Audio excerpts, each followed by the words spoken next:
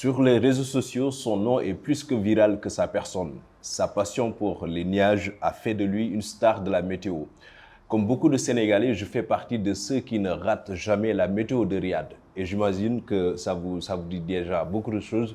Mais comment devons-nous agir face au changement climatique, à la déforestation et aujourd'hui, surtout préserver notre environnement?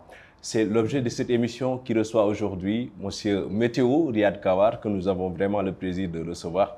Riyad, merci d'avoir répondu à notre invitation. Merci à vous et merci aussi aux téléspectateurs. Merci. Selon l'Organisation des Nations Unies, l'Afrique est aujourd'hui confrontée à de graves problèmes environnementaux, notamment la dégradation des terres, la déforestation, la perte de biodiversité et l'extrême vulnérabilité au changement climatique. Ma question est la suivante. Comment voyez-vous l'horizon Afrique écologiquement parlant? Est-ce qu'aujourd'hui les perspectives sont bonnes ou mauvaises? Alors, effectivement, ce qu'on peut dire aujourd'hui sur l'environnement en Afrique, il y a deux faces. Il y a une phase qui est positive et une phase qui est un peu plus complexe, un peu négative.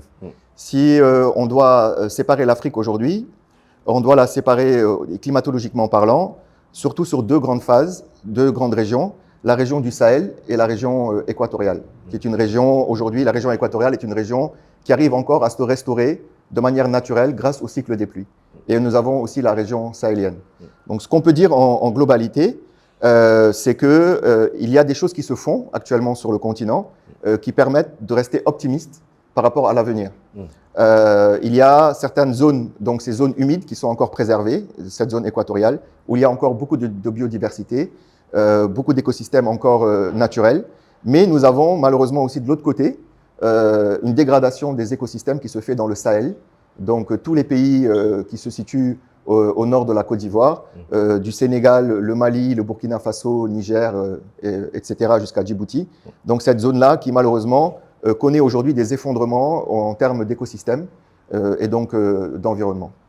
Autre question, c'est qu'à l'image de la Grande Muraille verte, une initiative de l'Union africaine pour lutter contre les effets des changements climatiques et la déforestation, est-ce que les initiatives amorcées par les États africains ont eu l'issue escomptée?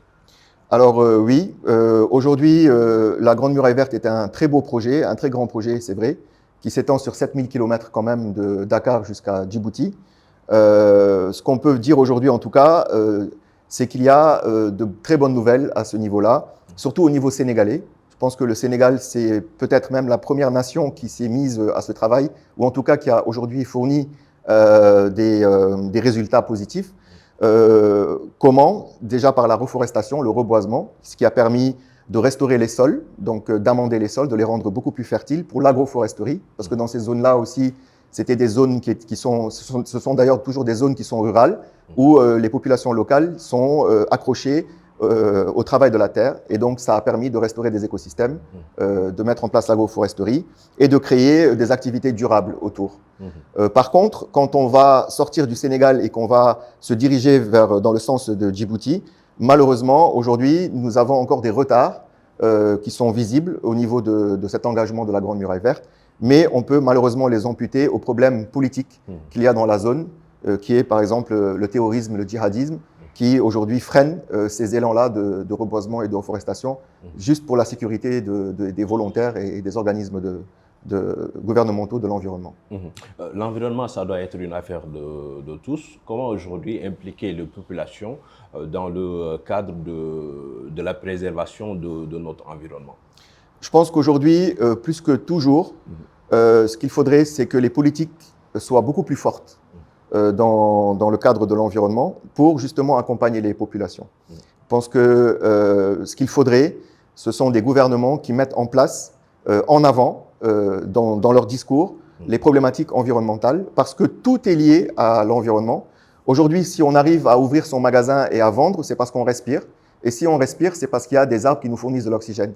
Si ce soir, en terminant le travail, on est affamé et qu'on a besoin de manger, tout ce qu'on va manger provient de quelque chose de biologique. Donc, si on mange du poisson, ça provient d'un océan qui est viable. Si on mange des légumes, ça vient d'une terre qui est viable.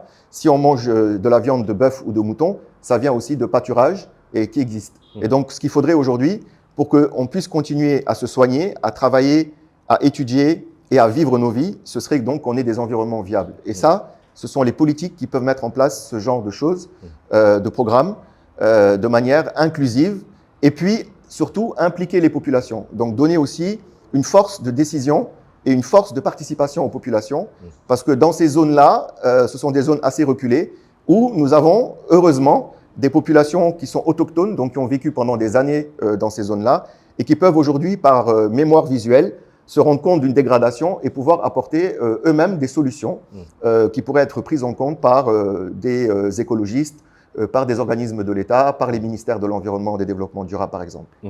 Riyad, on est arrivé au terme de notre entretien. Oui. C'est quoi le dernier mot, le message à faire passer?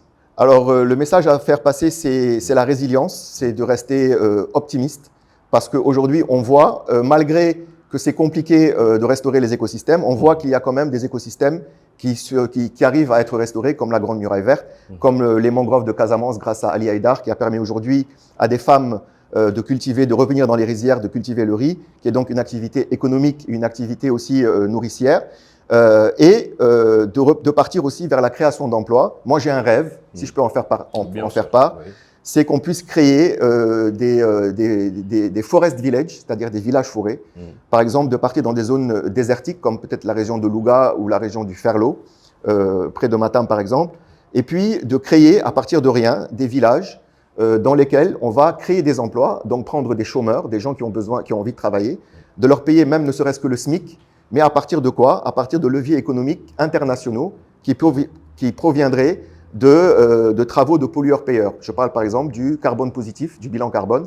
Aujourd'hui, beaucoup de sociétés dans le monde veulent se laver de ce carbone négatif, de leur émission de carbone, et voudraient participer à la reforestation de la planète. Pourquoi ne pas prendre par exemple des villages où on mettrait 150 paires de familles à l'intérieur, qu'on leur paierait un salaire en leur donnant un quota de reforestation à partir d'un forage et de laisser s'installer autour des activités qui vont devenir de plus en plus durables. Ça, c'est un rêve, je pense qu'il peut être réalité.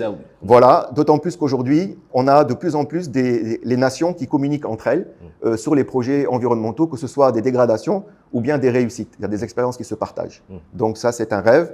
Et tout rêve est une réalité. Yes. Et donc, aussi, si je peux dire à la jeunesse, c'est d'y croire, d'imposer aussi les volets environnementaux, où qu'ils soient. Voilà. Donc ça, c'est ce que je peux aujourd'hui dire pour mon mot de la fin. D'accord. D'accord, merci beaucoup. Merci à vous. Merci également à la communauté Horizon Afrique qui nous suit sur la chaîne Eric Favre TV. N'oubliez pas de liker, de s'abonner à la chaîne et puis de partager si ce contenu vous a plu. Nous vous donnons rendez-vous très prochainement.